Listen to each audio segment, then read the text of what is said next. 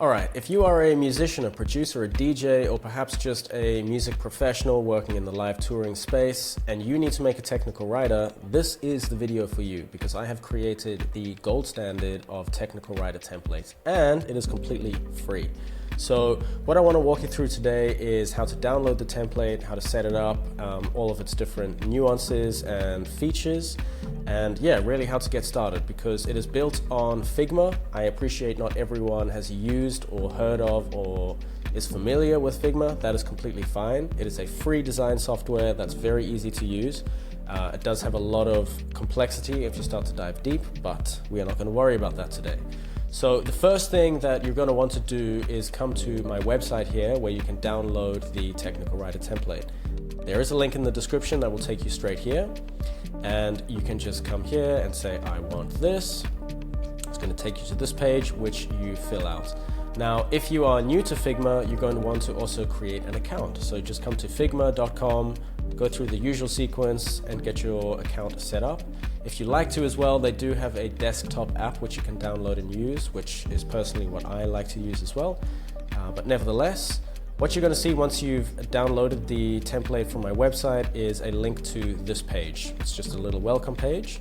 And if you click on this image here, it's going to pop this open. Now, if you click open in Figma, if you're not already signed in, it's going to ask you to sign in. And I've just signed out for the purpose of this video, so I'll sign back in.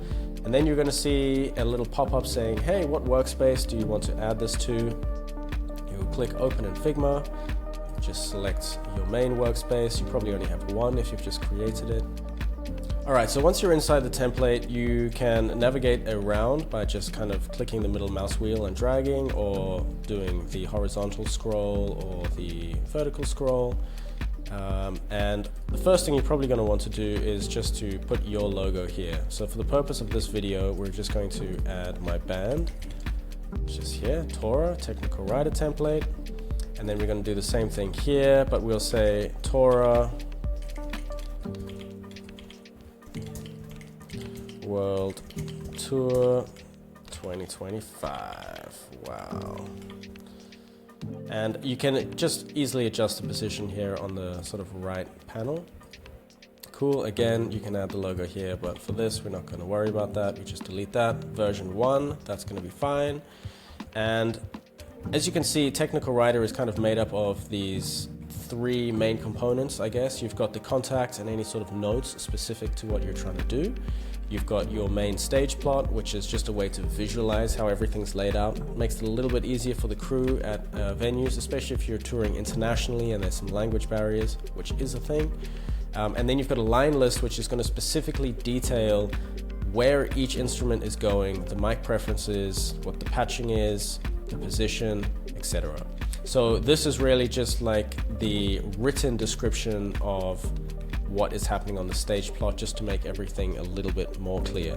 And every technical rider is essentially going to follow the same process, but some just look like absolute trash and are very hard to decipher because people are dragging in all sorts of random crusty images, and it can be pretty confusing. So the first thing to note is that at the bottom here is where the audience would be standing. So configure everything on your stage plot with that in mind. Now on the right here, you'll see I have created little icons for what I think are pretty much going to be most of the things you're going to need on stage.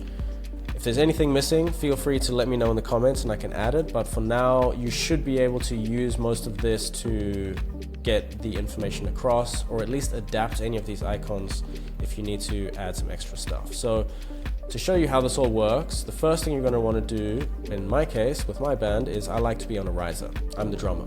So you can click on any of these different icons and you can see it'll highlight them. And if you just hold Option on a Mac, or I guess Alt, is it Alt on a PC? You just drag this in here, voila. And layers typically follow a sort of hierarchy. So now that we've put that one down on this page first, if we grab the drums and we Control click or Option click, we can drag that on top of the riser. And again, you can see here for this frame, which is essentially like a container of images and vectors, we have got the vector on top and we've got the riser just beneath it. And then what we can do is come and grab a person, and we bring him, we pop him on the seat, starting to look good. So you get the idea. I'm not going to go through and build out the whole thing again because I've created an example here which kind of shows how this works in practice. And what you can see is there's everything accounted for. There's power drops, there's a guitar stand, there's DIs, there's mics, all of this kind of stuff. And once you've got the whole thing mapped out, what you want to come and do is grab these line list numbers and start putting them next to things. So if you're going to be sort of miking your drums first, everyone's got their own preference in terms of how they do this. There's no right or wrong. And then you'll just go 2, and then you go 3, pop these around. And then you would be coming down here and you would be saying instrument, okay. That's the mic preference, we say a Shure whatever, and then patched into where, output front of house, what number, position on stage, so on and so forth. You get the vibe. And you can just go through and edit all of this kind of stuff. If you need to increase this line list, obviously you can just duplicate this page as well and add that down here. Again, you're just holding Option on a Mac, Control on a PC. I think it's Control on a PC.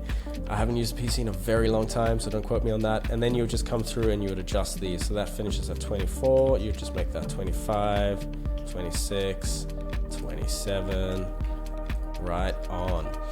And this is how you would build out the whole thing. So let's assume that we have just done this and we've got our line lists and everything figured out.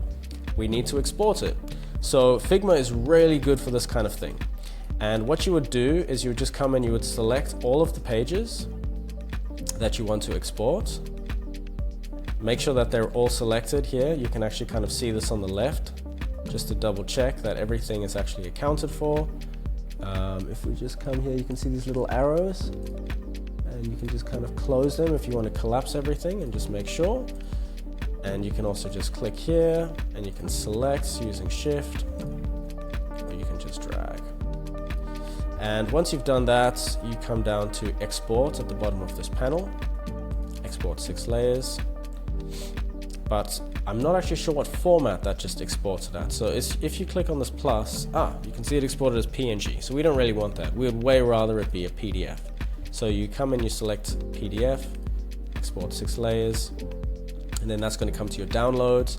And then if you're on a PC, or I'm not sure exactly how this works on a PC, but sorry, if you're on a Mac, what we can do is you then pop this open and you have a look inside, and let's double check, make sure everything's correct. Yes, we've got our line list, stage plot, world tour, cool. So what I would do then is just open up this cover in preview, and I would say, let's show thumbnails. And then you come here and you just drag in these bits. So the next thing that we want to see is this cover page here. And then after that, we want to show the stage plot. And then after that, we're going to show the line list, and then we're going to show the second line list. What you can then do is you select all of these and you just make sure that they're all inside this one PDF, and you just hit Command S, and that's going to now save all of these PDFs into one beautiful document. And again, if you come here, you can see that this is now 2 megs. So yes, that is correct. It's all in there. Let's just double check, pop that open, and voila. Just like that, you have made yourselves a banging, immaculate looking technical writer template. And the beauty of Figma is that it's very easy to not only share this template with other people if you need to update things, but it's very easy to export and just kind of recompile this into a very clean and sexy looking technical writer template. I'm very proud of this, and it is one of my most downloaded and most loved templates to date. So I'm a little bit overdue making this overview of how to actually use it. But so far, it's pretty straightforward as far as Figma goes. If you've got any other questions, there's a lot of different resources online about how to use Figma. If I've missed anything, which is very likely, I have a tendency to kind of just gloss over things. Otherwise, drop some comments in. If you need any other little icons or whatever it is, let me know and I can add these in as well when I get a moment. But for now, I hope you guys love and make great use of this template just like I have, and I'll see you in the next one.